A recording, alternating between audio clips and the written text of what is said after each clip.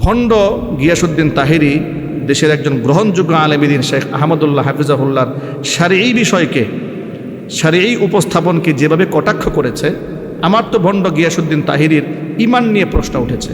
তার কারণটা হচ্ছে এই, শারঈ কোনো বিষয় নিয়ে আপনি হাসি তামাশা করতে পারবেন না। যদি আপনি ইস্তিহজা করেন তাহলে সর্বসম্মতভাবে আপনি কাফের হয়ে যাবেন। দিন দরদি আলেমের একজন মুখলিস দায়ীর এই বক্তব্যকে প্রত্যাখ্যান করে, ইস্তেহজা করে, হাসি তামাশা করে ভণ্ড গিয়াসউদ্দিন তাহিরি যে ভাষায় ব্যঙ্গ করেছে, বিদ্রুপ করেছে, আমরা ঘৃণা ভরে তার বক্তব্য প্রত্যাখ্যান করছি এবং সাথে সাথে ভণ্ড গিয়াসউদ্দিন তাহিরিকে বলবো, শেখ আহমদুল্লাহ সহ গোটা জাতির কাছে এই বিষয়ে আপনি ক্ষমা ভিক্ষা করুন। এমনকি যদি আপনি শারঈ বিষয়ে এরকম হাসি এবং ইস্তেহজা করতে থাকেন, গোটা মুসলিম উম্মাহ আপনাকে ঘৃণা ভরে প্রত্যাখ্যান করবে। বিশ্বকাপ খেলাকে কেন্দ্র করে বাংলাদেশের সর্বোচ্চ আলোচিত গ্রহণযোগ্য একজন আলেম দ্বীন শেখ আহমদুল্লাহ হাফিজাহুল্লাহ জাতিকে সতর্কতামূলক কিছু বক্তব্য দিয়েছেন। তিনি অনেকগুলো যৌক্তিক কারণ জাতির সামনে উপস্থাপন করেছেন যে বিশ্বকাপ যে উন্মাদনা শুরু হয়েছে মুসলিম উম্মার ভেতরে, সেটা কেন অগ্রহণযোগ্য, কেন সেটা বৈধ নয়। তিনি অনেক দিক থেকে বিশ্লেষণ করেছেন। আমি তার এই ব্যাপারে তার বেশ কয়েকটা প্রশ্নোত্তর শুনেছি এবং তার বক্তব্যও শুনেছি।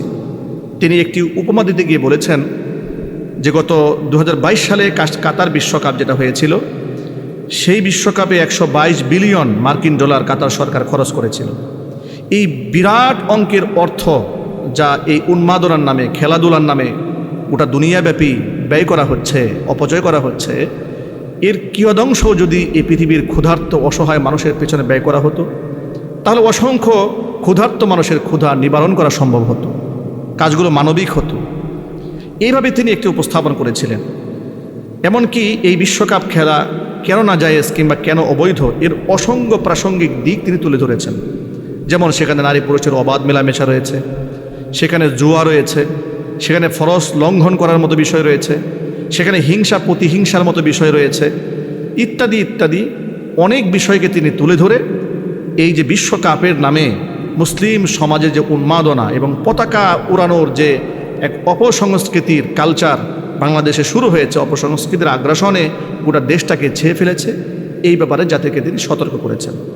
এই ঘটনাকে কেন্দ্র করে আমি দেখলাম যে বাংলাদেশের একজন সমালোচিত ভণ্ড গিয়াসউদ্দিন তাহিরি, বক্তৃতার অঙ্গনে সর্বাধিক ধিক্কৃত, নিন্দিত, সমালোচিত একজন ব্যক্তি, যে সমস্ত ব্যক্তিরা ওয়াজের ময়দানকে কলুষিত করেছে, আলেম সমাজের মান সম্মানকে নষ্ট করেছে, শিরিক এবং বেদাতের ডিলারশিপ নিয়েই যারা ওয়াজের ময়দানে কাজ করে থাকেন, এমন একজন ব্যক্তি শেখ আহমদুল্লাহ হাফিজাহুল্লাহর ব্যাপারে কটূক্তি করে বলেছে যে যিনি এই পতাকার বিরুদ্ধে কথা বলেছেন, বিশ্বকাপের বিরুদ্ধে কথা বলেছেন, তিনি রাত 3টা বাজে উঠে খেলাধুলা দেখেন। আল ইয়াজুবিল্লাহ। এইভাবে ভণ্ড গিয়াসউদ্দিন তাহিরি দেশের একজন গ্রহণযোগ্য আলেম দ্বীন শেখ আহমদুল্লাহ হাফিজাহুল্লাহর শারঈ বিষয়কে, শারঈ উপস্থাপনকে যেভাবে কটাক্ষ করেছে, আমার তো ভণ্ড গিয়াসউদ্দিন তাহিরির ঈমান নিয়ে প্রশ্ন উঠেছে। তার কারণটা হচ্ছে এই, শারঈ কোনো বিষয় নিয়ে আপনি হাসি তামাশা করতে পারবেন না। যদি আপনি ইস্তিহজা করেন তাহলে সর্বসম্মতভাবে আপনি কাফের হয়ে যাবেন। যে কাজটি টোটালি হারাম, যে কাজের সাথে সম্পৃক্ত হওয়ার হারাম, যে কাজকে সাপোর্ট করা হারাম, কোরআন মাজিদের মধ্যে আল্লাহ রাব্বুল আলামিন দ্ব্যর্থহীন ভাষায় কাফেরদেরকে বন্ধু বানাতে নিষেধ করেছেন। লা ইয়াত্তাখিযুল মুমিনুনা আল কাফিরিনা আউলিয়া মিন দুনিল মুমিনিন। আল্লাহ তাআলা বলেছেন ঈমানদাররা যেন কাফেরদেরকে বন্ধুরূপে গ্রহণ না করে। সূরা মাঈদার মধ্যে আল্লাহ পাক বলেছেন ইয়া আইয়ুহাল্লাযীনা আমানু লা তাত্তাখিযুল ইয়াহুদা ওয়ান নাসারা আউলিয়া বা'দুহুম আউলিয়াউ বা'দ। যে তোমরা হে ঈমানদারেরা তোমার ইহুদি নাসারাদেরকে বন্ধুরূপে গ্রহণ করো না।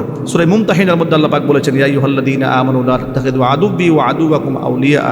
তোমরা আমার শত্রু এবং তোমাদের শত্রুকে তোমরা বন্ধুরূপে গ্রহণ করো না, ঈমানদারদেরকে বাদ দিয়ে।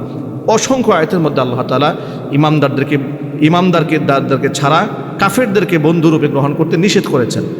নবী করিম সাল্লাল্লাহু আলাইহি সাল্লাম যেখানে বলেছেন মান তাশাব্বাহা বিকাওমিন ফাহুয়া মিনহুম, যে ব্যক্তি যে দলের সাদৃশ্যতা অবলম্বন করবে সে তাদের দলভুক্ত বলে গণ্য হবে। অসংখ্য আয়াত এবং হাদিস দ্বারা প্রমাণিত যে কুফফারদের ভালোবাসা, অমুসলিমদের মহব্বত অন্তরে লালন করার কোনো সুযোগ নেই। ইসলামের এমন একটা শারঈ সিদ্ধান্ত যা শেখ আহমদুল্লাহ হাফিজাহুল্লাহ জাতির সামনে উপস্থাপন করেছেন।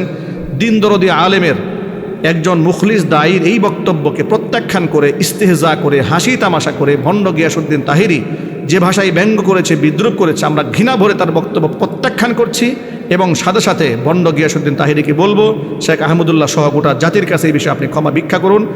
এমনকি যদি আপনি শারঈ বিষয়ে এরকম হাসি এবং ইস্তেহজা করতে থাকেন, গোটা মুসলিম উম্মাহ আপনাকে ঘৃণা ভরে প্রত্যাখ্যান করবে। মহান আল্লাহ রাব্বুল আলামিন এই ধরনের ভণ্ড এবং ফিতনাবাজদের কাছ থেকে আমাদের ঈমান ও আমলকে হেফাজত করার তৌফিক দান করেন, আমিন।